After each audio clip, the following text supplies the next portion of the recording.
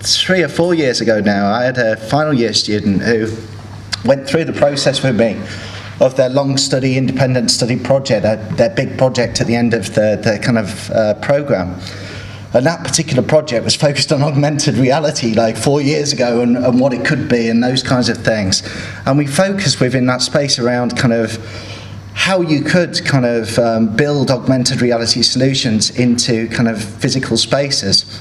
So one of the key things was just the notion of, yes, augmented reality, you could have your Google Glass on and kind of speech bubbles would be popping up above people's heads in the room, just in kind of the physicality. But then, there was other things as well, and I think Paul alluded to one of them. But the notion of kind of building spaces in physicality for augmented reality to occur. So, for example, the kind of laboratory desk and virtual kind of objects arising and being built on that kind of laboratory desk is kind of an example of that. So we're building kind of mechanisms to enhance practice within augmented reality or enhance that mixed reality kind of scenario. And then the third one really was just Beck's Lager and the Green Box project. I don't know whether there was a Green Box in Manchester at any point in time, but Beck's put a series of kind of green boxes around various different locations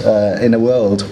And within those green boxes, they kind of put digital art. So in essence, they were constructing just these abstract spaces for kind of augmented reality to occur. So I just thought that was kind of interest related to kind of Paul's focus on this notion of what he hopes the future will kind of lead to, this notion of mixed reality where you've got kind of augmented virtual objects on a desk and people interacting with those kinds of things. And I would suggest with kind of the glass kind of technology coming up, those kinds of things are not necessarily that far around the corner as some people may think. And then the third thing really is this kind of don't go into virtual worlds because thinking that it's a game, but actually we focused on building games within virtual worlds in relation to our students and kind of engaging our students in that process of understanding how kind of certain technologies, which in some respects are easier to use than some of the other kind of the game world technologies, could be utilized from the perspective of building very small, very short-lived kind of games, but those kinds of ideas. So just to start really, let's have a look. The desert didn't kill me. I won't say very much about university because I know that Gary's got 20 minutes, I think, focused on university later, but there's a slide there in relation to what university is all about.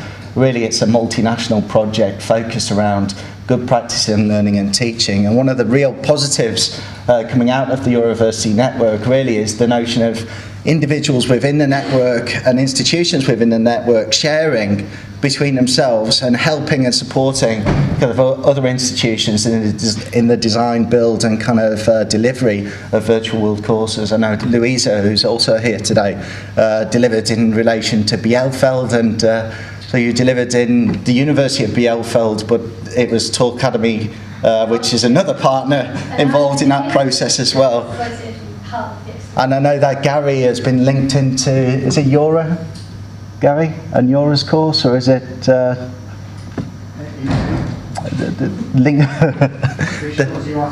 the design of courses elsewhere, or you've got students in relation to the delivery of courses? Yeah, in Jura, yeah. I still haven't got the names of the European finalists quite right. Anyway, okay, so that's, and we're kind of moving towards the end date in relation to the project in November 2014. But, I mean, the focus really about the network project is about on building sustainable communities in relation to kind of sharing good practice in learning and teaching within virtual world spaces. Okay. So you can find, so we got a focus on two key things, the community of good practice and also the good practice framework development. Today, really, I'm going to be focusing on the good practice framework development and the use of the good practice framework in practice. So kind of the community the engagement of the community is on creating these network linkages between practitioners around the world in multiple different nations, and helping to kind of develop connections so that practitioners can help other practitioners in the build of courses.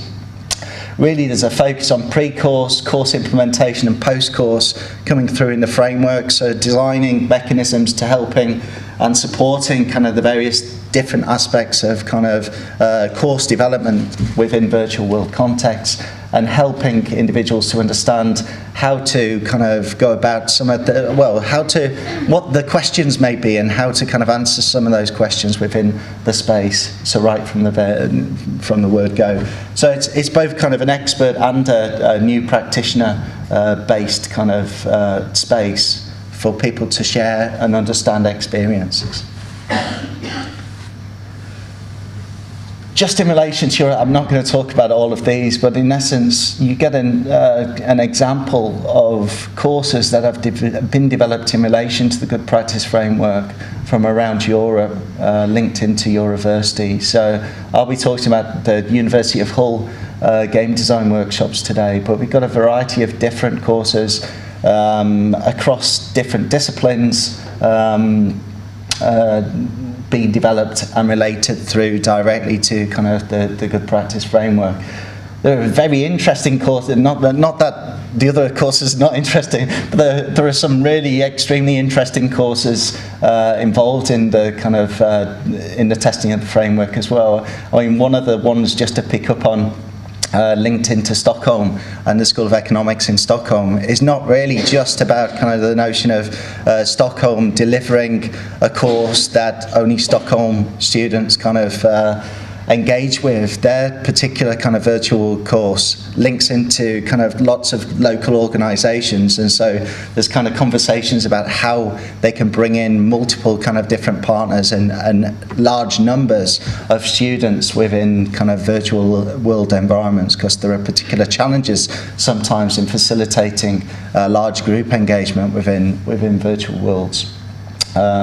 And we heard in January at our second face-to-face meeting about the use of Minecraft to explore kind of the future of universities. So the Minecraft course at Kiel in Germany focuses students on building the ideal new university within Minecraft with kind of bits of Minecraft Lego or equivalent.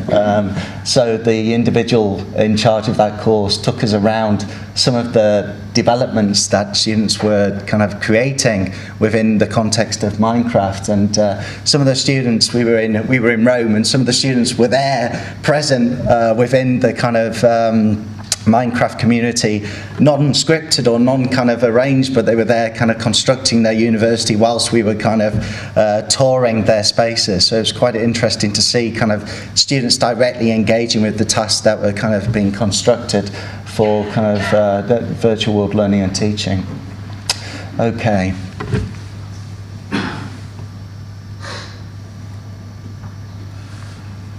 Okay, so our particular context. So at the University of Hull in digital media, we run BA and BSc provision in web and digital design.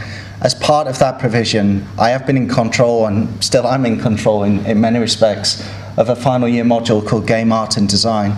And the idea of this module is not really to get students to kind of develop by the end of it some fully fledged video game. But the focus really is getting students to understand and think very carefully about the types of creative kind of game content that they could put in place. So the idea is about them creating a proposal for a video game, so focusing specifically on the notion of, what other innovative kind of things could you do within a game space, and thinking very, very carefully about kind of creating new games. So one idea that was proposed, say, 2 or 3 years ago now, one of the best ideas that has come through this process, is the notion of street golf. I don't know how many of you have been engaged with any of the kind of video games which focus on street versions of football and baseball and NFL and a range of different things. But the idea in those video games is to take particular sports-related games and place them in the kind of street context. And street golf has never, ever, to my knowledge, in any way, shape or form, been kind of translated into a video game context, even way back in the 70s and 80s, when I'd argue kind of game creativity was at its height in practice. So kind of the idea is for students to think very, very carefully and creatively about kind of the notions of what a video game could be and how to go against the grain in relation to, I guess, zombie killing manifestations which come out every kind of 6 months in traditional video game practice. So the idea in relation to the module is for students to gain an understanding of the theory supporting game design, for students to have an opportunity to apply advanced art skills in the development of a game concept, and for students to gain a critical understanding of game design platforms. Now in the past, the kind of critical understanding of game design platforms has really been facilitated by the use of Unreal software, which is a relation to Unity software, or is a poor relation to Unity, but it's much easier in some respects to use. But many of the things linked into virtual worlds allow us in many ways to kind of reduce some of the level of complexity of video game platforms that are out there for the construction of commercial games. So Unreal is essentially a commercial games platform, and you wouldn't necessarily say that about some of the other kind of virtual world platforms such as OpenSim and Second Life. So they do focus on kind of getting a critical understanding of game design platforms. And also, one of the other things as well is understanding what a game design platform can be as well, because it doesn't need to just stop at the notion of kind of commercial games platforms. So linking into the framework, really, the pre-course focus was the notion of primarily kind of using a framework in relation to decision-making, objective setting, and thinking very, very carefully about the environment. So within the framework of good practice, there's loads of questions around kind of thinking about core goals, and the core goals of the module were very, very clear. But in relation to how that translates through into kind of a virtual world platform, one of the key things that I was keen to kind of explore was the notion of creativity within a virtual world platform.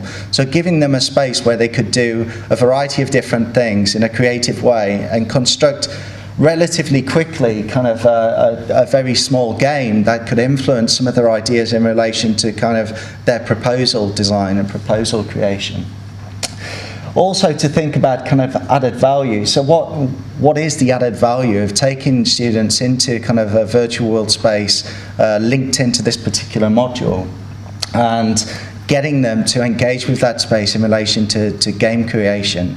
And for me, the added value in relation to the space we chose and other spaces is just around the physicality, the notion that they can construct relatively quickly some of their ideas and turn those ideas into kind of things that can be used in practice by other students within the group. Also, the idea really within the module is individual. Most of the ideas come through in relation to kind of individual ideas, but within the virtual world space, I wanted to get them engaged in team building practices as well around kind of games and sharing knowledge of video games, because again, one of the challenges in relation to the module is every so often you get students who don't play video games whatsoever in that module. I mean, in previous years it's been 1 or 2 students.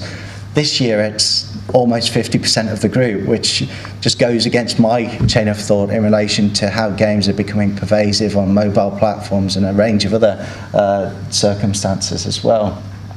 So we wanted, through the kind of virtual world platform, to enable students to engage as teams in games design or game design activity.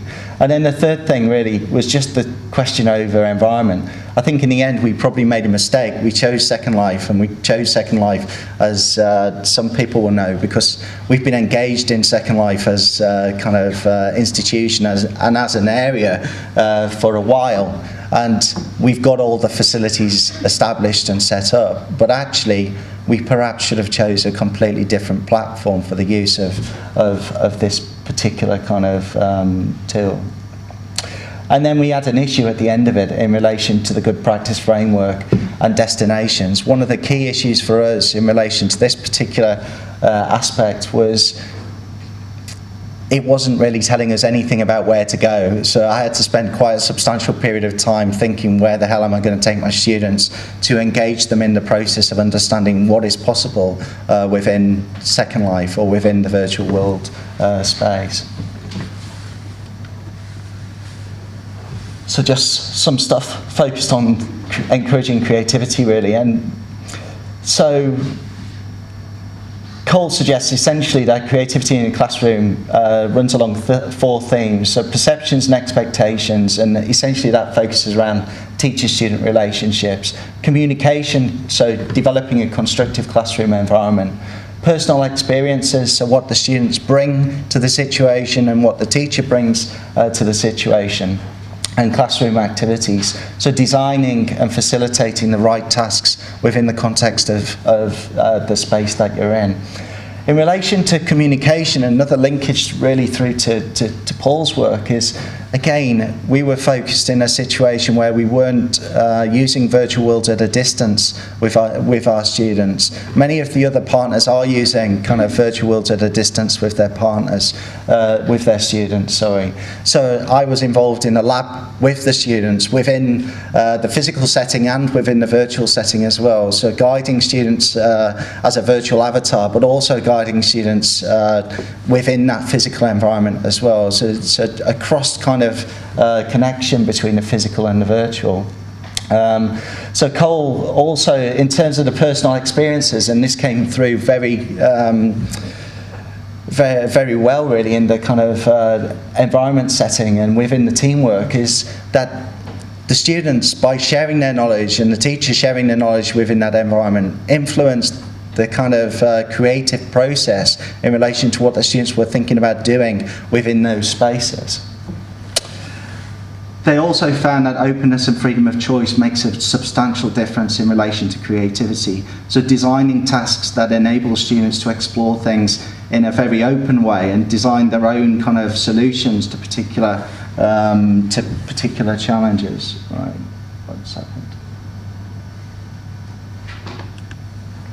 So, range of different thinking in relation to encouraging creativity in the classroom. We focused on no assessment, but not no value. So there was a direct linkage between what students were doing in terms of activity and the module itself. So the reward for the activity was based around kind of the developed teacher-student interaction and the developed teacher-student kind of knowledge of kind of what they could do, and the positive feedback that students were given within that environment about their ideas, and the exploration kind of concept in there as well, about the teacher encouraging students to think more carefully about some of those ideas as well and what else they could do within that particular scenario.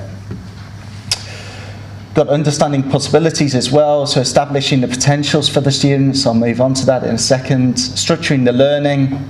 So thinking very, very carefully about the tasks and how to design the tasks within the virtual world. Encouraging open exploration. So freedom really was given, like within the module, for them to design whatever they wished.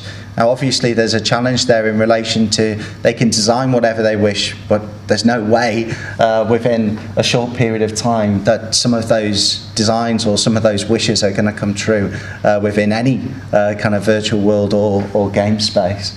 And then group work, so more ideas, more discussion, engagement and inspiration, positive feedback and reinforcement.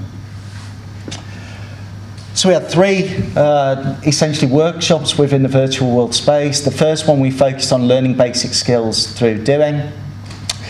Provided a constructive task. The constructive task was around building a assault course within Second Life, and we got some weird, wonderful, magical kind of assault courses being constructed, defying the laws of gravity in those spaces and using the laws of gravity as well. So kind of manipulating objects within Second Life. The students were designing the objects, building the objects, and you know, utilising the environment in positive ways. Second workshop built on that. Sorry, in the first workshop as well, we focused on games, taking them to game spaces within Second Life and engaging with that process. And I'll say something about the challenge of that in a second. Second one, we focused on designing games in virtual worlds, so focused on what could they design within those spaces. We gave them a bit of time to kind of design and build a chessboard and use a chessboard within Second Life to begin with, and then gave them the complete free and open space to design whatever they wished. And then on the third workshop, we focused them on kind of game development and constructing their ideas. So in terms of implementation, we went to other game spaces. Just an interesting issue in relation to other game spaces. One of those game spaces was Combat Island in Second Life.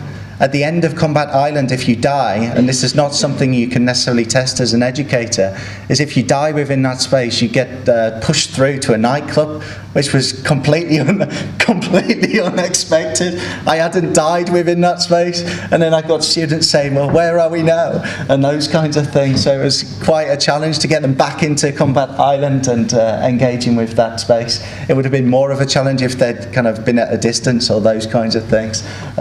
So I think the thing to learn from that scenario is that sometimes you can do whatever you want to explore some of the spaces, but sometimes the unexpected happens within virtual worlds. We use public sandboxes, which I'll say something about in a second, and the students engaged primarily in the notion of game conversations, and you'll see in a second how some of those game conversations turned into kind of creative activity. Some of the challenges there, so I said the location discovery and testing. The nightclub was an interesting space. Creative construction in virtual worlds, so they were digital designers. Some of them had used Autodesk Maya, which is a 3D package which is much more sophisticated in relation to kind of visual design than Second Life.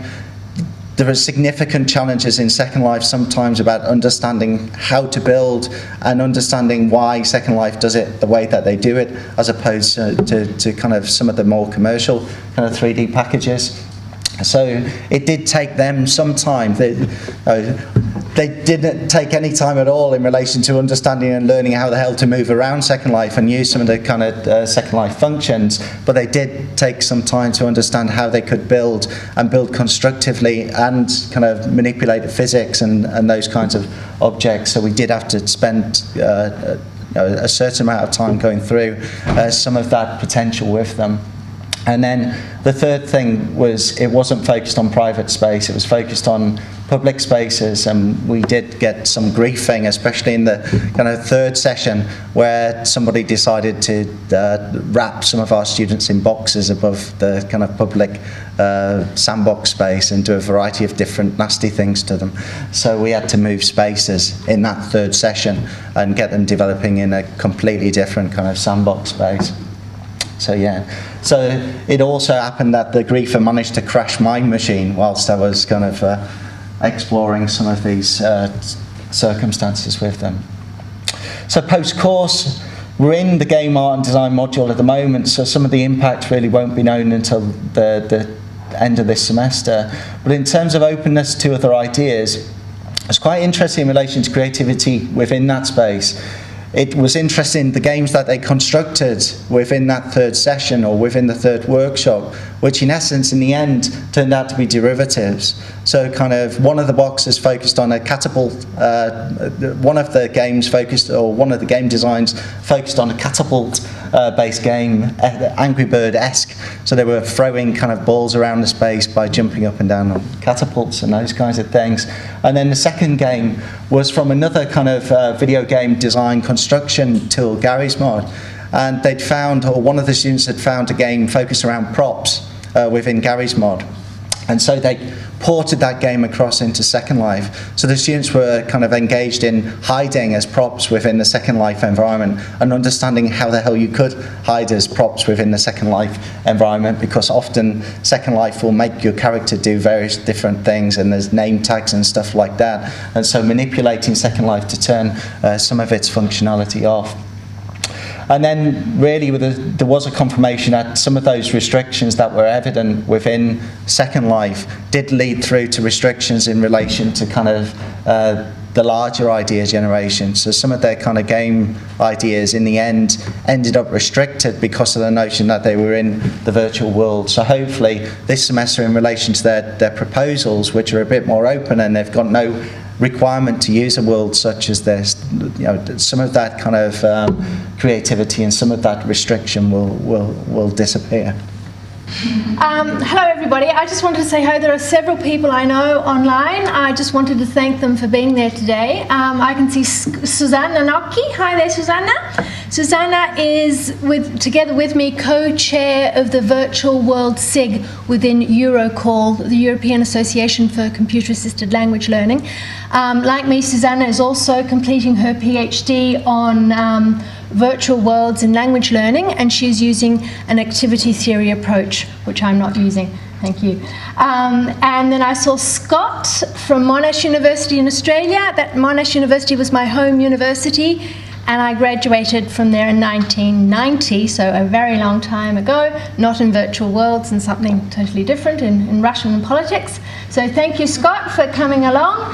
And then I see we've got somebody from Poland. Poland has actually got a bit of a tradition in virtual worlds in language learning education.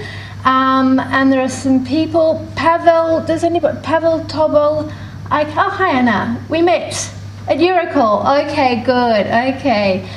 And there might be a few other people, but I'm not quite sure. And of course, our friend Crystal Schneider from within the University Consortium. So hello there, Crystal. So what I'll do is, if you don't mind, I'll spend some time looking in at the camera and some time looking at you. I can't move away from here. I feel a bit locked in. It's not my style, but I'll just have to face it. I don't have any slides with me today because I had not actually expected to attend. It was sort of a last-minute decision. I've had a few work emergencies, so please excuse me. So you'll just have to experience me embodied in the real world with no written props to expand on what I'm trying to say. I was one of the key promoters of the university network. We had come fresh out from the Avalon project, which was looking at the use of virtual worlds for language learning. And we wanted to see if we could take our knowledge we had acquired under the Avalon project into new context. Now, I don't know how many people are here today who are from language learning. Who's in language learning? Okay, so about a third of the audience are from language learning. Okay. So what we've done under the university network is we've brought together finally people who've been using virtual worlds not only in language learning, where our expertise sort of was initially, but from other fields as well. So game development, the teaching of mathematics, teaching of geometry, physics, and a whole teaching of business. So for example, the partner Darren was referring to before, Stockholm School of Economics, they're actually analysing how businesses, for example Coca-Cola, are using virtual worlds for marketing purposes. So the use is not only for educational purposes, but we're also looking at how our communities are using virtual worlds for things other than education. What I would like to talk to you about today very briefly is just the focus of my PhD research, which is nearly completed, and to discuss how that feeds into our framework of good practice in virtual worlds. Now, similar to the setups that have been discussed here already, the setup I was working was with, I was based in Italy, representing the University of Hull, because that's where I live in Italy, and I was teaching via the virtual world to students based at the University of Bielefeld in Germany. And the course was designed by a third partner, to Academy, who are based in Vienna. So in this virtual world course, we had myself as the main teacher come in from Italy, our partners from Vienna come in as developers, and the students were gathered together in the language lab at Bielefeld University. We had received a clear mandate from the University of Bielefeld. They felt they did not have the competence to run a virtual world course themselves, and they tapped into us in terms of resources to see if we could come in and help them run a virtual world course for them. The University of Bielefeld runs face-to-face courses, and it also offers students who are interested the possibility to study languages online. And the virtual world option is one of the options that students can choose from, among in terms of e-learning experiences. Now, while the course did start off with all the students in the lab, during the course, some of the students logged in from their home computers. So we had a combination of students in the lab, students logging in from home, and me teaching at a distance. I think it's important to say that virtual worlds are one form of distance education, similar to video conferencing, for example, Skype, just to name one, or to Adobe Connect, which we've got running at the moment. However, at the same time, there's something else again, and I think this comes back to what Paul was talking about before, and embodiment, and Paul was talking about experience. And so there is a case for using virtual worlds even when we're not working with distance education, because they do afford an experience that has nothing to do with distance education. It's sort of like a third dimension again. And in particular, Paul was talking about, I can just think of another example of experience. I think it's the Jerusalem, but please excuse me if I get the name wrong, the Jerusalem Holocaust Museum provides virtual world access and experience of some of the key moments or the key experiences of the Holocaust. And that can be extremely emotional, and people are warned before they experience that. Now that's an extreme example of what can happen. We know that some educational organisations are also working with simulations of bullying, for example. So in helping to train people about what bullying is and what it feels like to be bullied, they are running simulations, and these have been proven to be quite effective. So one of the recommendations I always make about virtual worlds is, as Paul was saying, it's not a game, and you've got to be careful, because emotions can run very, very high, and without realising it, you're often experiencing real-life emotions.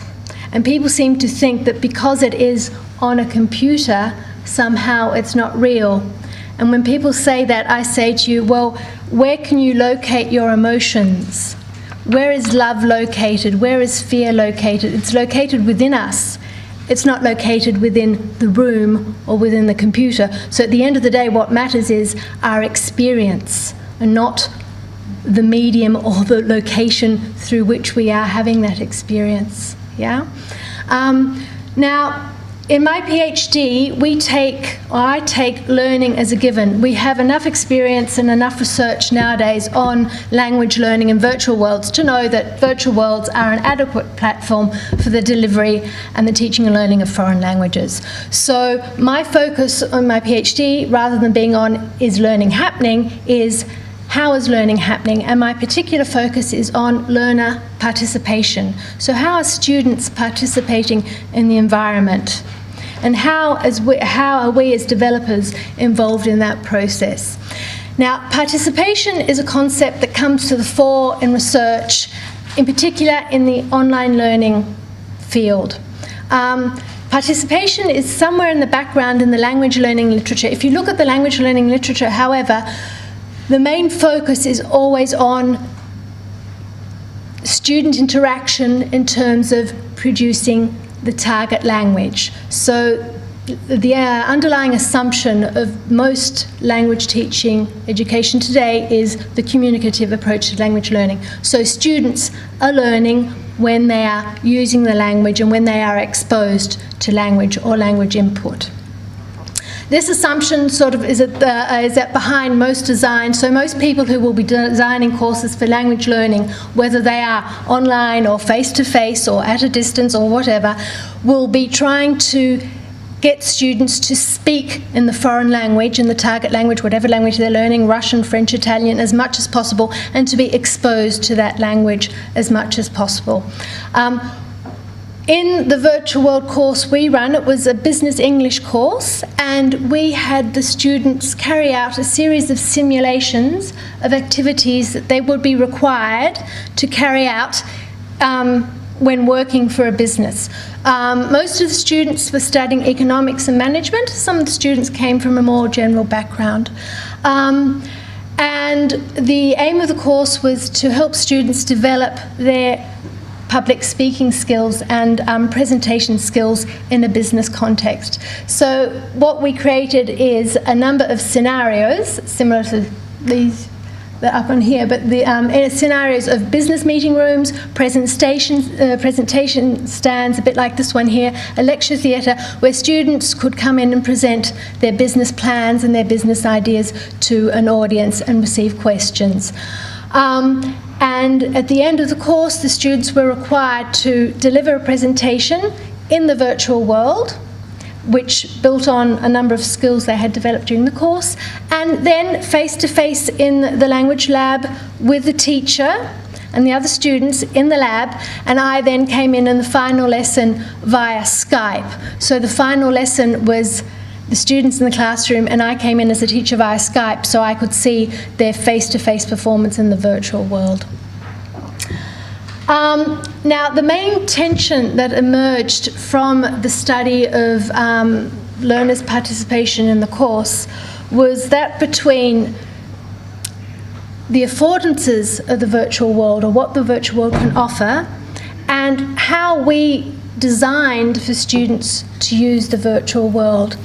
And there seems to me, and this is in line with what Paul was saying before, however much we like to think as teachers that we are creative and open to ideas and we don't have constraints, there is a tendency to go into the virtual world and replicate our understandings of what education is all about.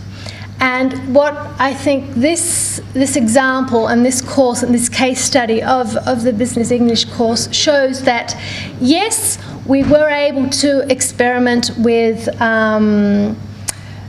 task-based learning. Yes, we were able to experiment with learning by doing. Yes, the students had an experience of what it would be like to present something in the real world, and that was conducive to their learning.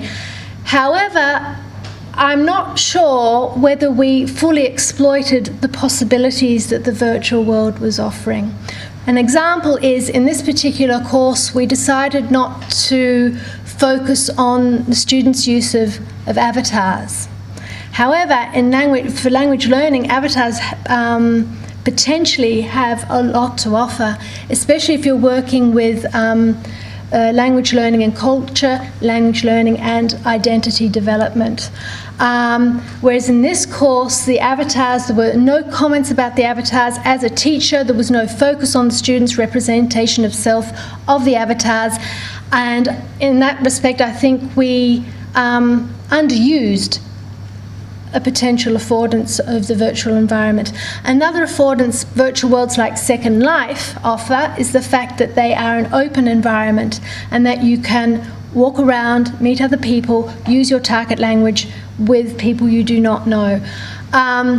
So there could be an argument with respect to the virtual world we decided to use. Why did we decide to use Second Life in the first place? We could have used another virtual world such as OpenSim, which is closed and not open to a general sort of population, because there was, at the end of the day, there was no interaction between our students and the larger virtual world.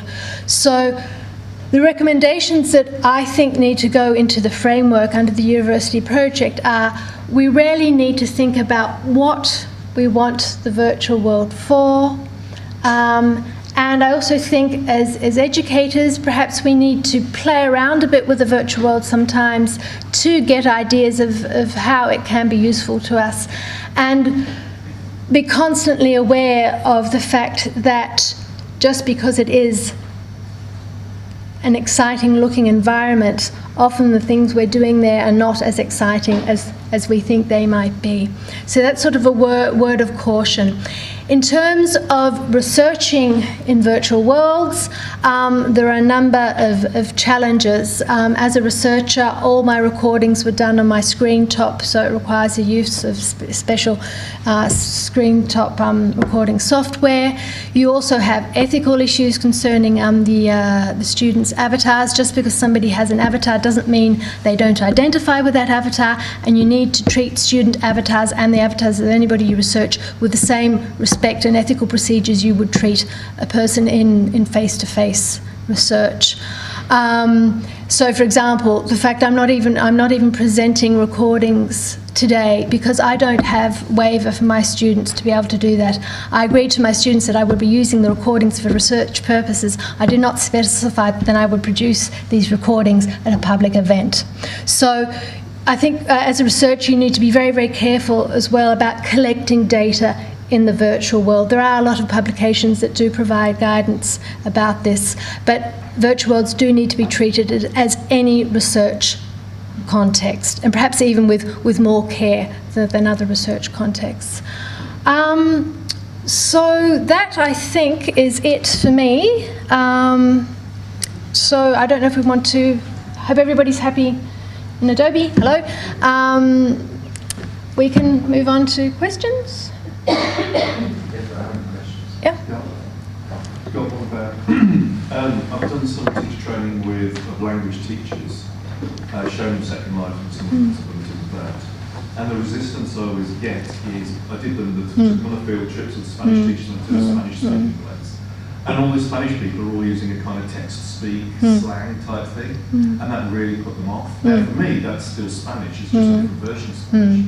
But I'm not a professional language teacher. So I was wondering whether that would have been an issue, do you reckon, for your... This kind of problem has been noticed before virtual worlds. It's already been noticed and observed and researched in text-based communication, discussion forums, for example. So it's not necessarily something that happens only in virtual worlds. So you were teaching in teachers, or? I was teaching teachers about, my background is learning not language, so that's okay. the angle I was taking. But you can expect that in any online learning platform where there is interaction. They would therefore have resisted any online thing because it's it would not. Yes, it would not necessarily have been. But is that an issue? Do you think it's from a professional, from an experienced language? Well, that's where teachers are the most conservative of them all, aren't they? Really, we are. I say that of myself. That is a learning curve that you will have to take teachers through. And the teachers need to think about, okay, so I am exposing my students to language as it is on the street. Is that what I want? No. Yes. Why? What are the benefits? What are the disadvantages?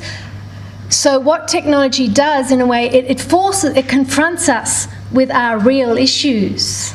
And that's why lots of people are frightened of technology in general, and in particular virtual worlds, because virtual worlds are very confrontational because they're extremely emotional because, this is my argument, they are reality. The virtual world is reality. It's not separate from reality. So what's happening is these teachers are being confronted by real issues, but they're putting the issue on the technology. You could argue that authenticity is, in many respects, what we deliver is not authentic in those spaces. Because it's that conservative perspective, yeah. And if those individuals were, one of the best things would be to take that individual to the other country, but we've got those issues arising. Well, if you did that, they actually would be surrounded by slang and all that sort of stuff. It's the same thing as taking your students down the street in Manchester. I can't understand the local accent.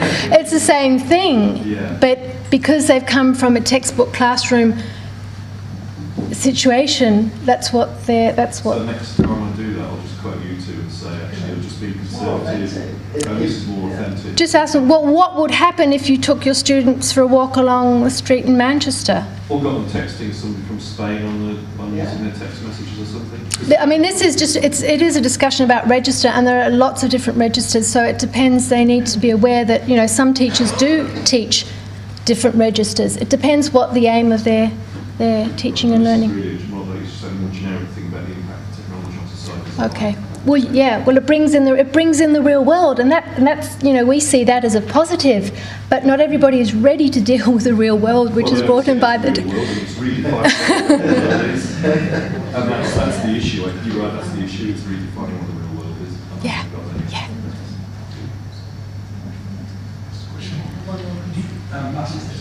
Do you train new participants how to interact? Or you leave it? Yes, they're given in my specific course, and this is one of the recommendations we have in the framework. We go through the various steps, the basic skills you need to have to be able to communicate effectively within the environment, to be able to experience learning. We did as well, well, primarily because we needed the specific skills of construction within Second Life within the virtual world, and I don't think you can quickly and easily understand those specific skills, especially in relation to some of the more esoteric operations within kind of constructing environments within Second Life spaces. So I think just the normal skills of walking, I mean, many of them have got those skills anyway, and that's a dangerous thing to suggest in some respects, because some students may not have them, but it's quite quick and easy to kind of pick up those kind of just general navigation skills within virtual spaces. It will depend on the subject you're teaching.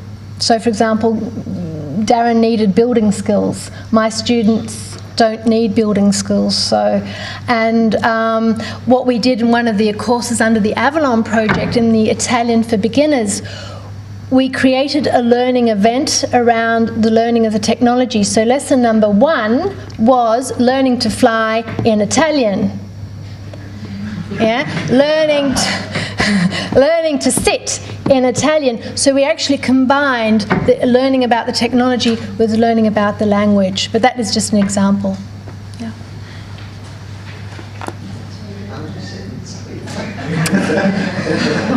You'll have to come and do the course now. Yeah, you said you're interested in seeing how learning happens in Second Life. I'm just curious, how are you going to measure that? No, that's what I said. Where I'm not. I was taking learning as a given. Okay, so I'm looking at participation, I'm not looking at learning. In our case, how it was measured in the same way we measure our face-to-face students. They entered the course at a certain level. It's a B1 or B2 of the European Framework of Reference for Modern Languages. I don't know how many of you are familiar with that. They come in at a certain level.